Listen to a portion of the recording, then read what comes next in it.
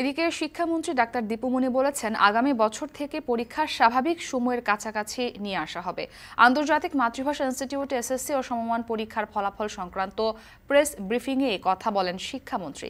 এ সময় শিক্ষার্থীদের শিক্ষাজীবন ব্যাহত হয় এমন কোনো কর্মসূচি না দেওয়ার আহ্বান জানান তিনি। এছাড়াও যে ৪৮টি শিক্ষা প্রতিষ্ঠানের কেউই পাশ করেনি, তাদের পরিস্থিতি উন্নয়নে প্রাতিষ্ঠানিকভাবে সহযোগিতা করা হবে বলেও জানান মন্ত্রী। আগামী বছর আমরা চেষ্টা করব যে এটি একেবারে স্বাভাবিকের যত কাছাকাছি নিয়ে আসা যায়, কিন্তু সেখানেও আমাদের শিক্ষার্থীরা একেবারে পুরো যেই সময়টা পাওয়ার কথা তা কিন্তু পাবে না। সেই জন্য পুনর্বিন্যাসটা করাই হচ্ছে, কিন্তু আমরা চেষ্টা করব যে একেবারে সঠিক সময় করতে।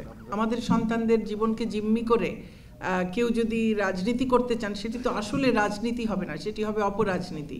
এবং আমরা আশা করব যে আমাদের শিক্ষার্থীদের শিক্ষা জীবন ব্যাহত হয় এমন কিছু যেন না হয়।